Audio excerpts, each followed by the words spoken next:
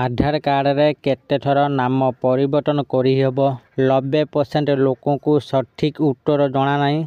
जदि आपनकर नाम आधार कार्ड रे भूल लेखा जाइछि किंबा भूल बनान होइछि तेबे एहा को संशोधन करिबा गुरुत्वपूर्ण। किंतु जदि पुन थरे भूल हुए तेबे आपन एहा को संशोधन करि परिबे कि जानंतु आपन आपनको आधार कार्ड रे केते थर आपनको नाम परिवर्तन करि परिबे। आसंतु आज आम जानिबा एई वीडियो माध्यम रे। तेणु वीडियो को आरंभ करिबा पूर्वरु आपन समस्त को अनुरोध जेउ माने आम चैनल को एपर्यंत सब्सक्राइब करनादी आपन माने शीघ्र ही आम चैनल को सब्सक्राइब करंतु आ वीडियो भल लागले वीडियो को लाइक शेयर कमेंट करबे। तो चलंतु देरी न करिकि आजिर वीडियो को आरंभ करिबा। आपनक आधार कार्ड एक जरूरी डॉक्यूमेंट। यह बिना आपनकर केवाईसी पूरण करि परिबे नाही किंबा आपन एक नूतन अकाउंट खोली परिबे नाही। यह अनेक सुविधा प्रदान करे।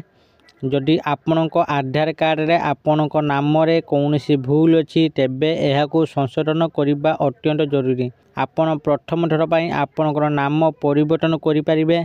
किंतु जदि प्रथम परिवर्तन परे कौनसी भूल रही जाए तेबे आपन कोन द्वितीय थर पई आपनकर आधार कार्ड रे नाम परिवर्तन करि परिबे। आपन आपनकर आधार कार्ड रे आपनकर नाम केते थर परिवर्तन करि परिबे एवं एथि पई आपनको केउ डॉक्यूमेंट आवश्यक हेबो ताहा जानंतु। केते थर नाम परिवर्तन करि हेबो UIDAI रो आधार कार्ड रे नाम एवं ठिकाना भरी व्यक्तिगत सूचना अपडेट करिबा पई किछि नियम अछि।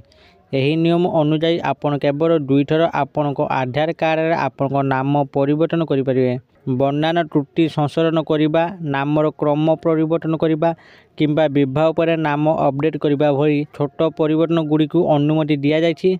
एही परिवर्तन गुडी को पई 50 टंका शुल्क देबाको पड़िबो, जहा व्यवहारकारी मानकु गुटिए अनुरोध रे 2टी अपडेट करिबा को अनुमति देबो। तृतीय थर पई नाम परिवर्तन करिवे किपरि। जदि आपनकु तृतीय थर पई आपनकर नाम परिवर्तन करिबा को पड़िबो तेबे आपनकु स्वतंत्र अनुमति नेबाको पड़िबो एवं एक वैध कारण प्रदान करिबा को पड़िबो।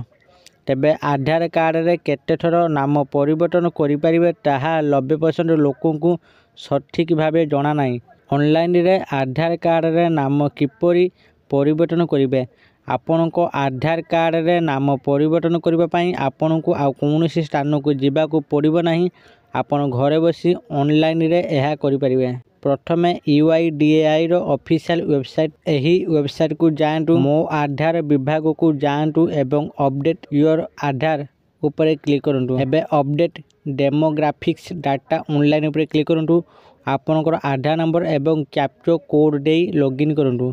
आपनको पंजीकृत मोबाइल नंबर को एक OTP वन टाइम पासवर्ड पठा जिवो। एहा को प्रवेश करंतु एवं जांच करंतु। एबे नाम विकल्प चयन करंतु एवं नूतन नाम प्रवेश करंतु। आपनको नूतन नाम को प्रमाणित करूथिबा आवश्यक डॉक्यूमेंट गुडिको जेपर कि passport, PAN card, driving licence upload करंतु। दाखल करिबा परे आपन एक URN अपडेट अनुरोध नंबर पाइबे। एहा को टिपी रखंतु जहा द्वारा आपन आपनकर अपडेट स्थिति ट्रैक करि परिबे। आधार कार्ड रे नाम अपडेट करिबा पई केउ डॉक्यूमेंट आवश्यक। आपनकर नाम परिवर्तन करिबा पई आपनको जन्म प्रमाण पत्र, पासपोर्ट, पैन कार्ड किंबा जन्म तारीखर अन्य कोनोसी सरकार अनुमोदित प्रमाण पत्र देबाको पड़िबो। नाम परिवर्तन आवश्यकता प्रमाण करूथिबा गैजेट, विज्ञप्ति, विवाह प्रमाण पत्र, कोर्ट आदेश किंबा अन्य आईनगत डॉक्यूमेंट मध्य वैध। डॉक्यूमेंट गुडिकर तालिका पई आपन UIDAI वेबसाइट जांच करि परिबे। आशा करछि आपन माने वीडियो देखि सब किछि बुझी जाइथिबे जे केमिति आपन माने निजर आधार कार्ड रे नाम भूल थिले आपन माने किपरि चेंज करिवे आउ केते थर आपन एहा को चेंज करि परिबे। आपन माने वीडियो देखि सब किछि बुझी जाइथिबे। आशा करछि आपन मानकु आजिर एई वीडियोटी निश्चित भाबरे भल लागिथिबो। यदि आपन मानकु एई वीडियोटी भल लागिथाय दया करी एई वीडियो को बहुत मात्रा लाइक शेयर और कमेंट करंतु। आ जेउ माने ए पर्यंत आम चैनल को सब्सक्राइब करनांती आपन मानकु अनुरोध आपन माने एबे ही आम चैनल को सब्सक्राइब करंतु। आज पई एतिकी फोन देखाबो आउ एक वीडियो रे। सेते पर्यंत मु दीपू आपन मान ठारे विदाय नउची। रहुची। धन्यवाद।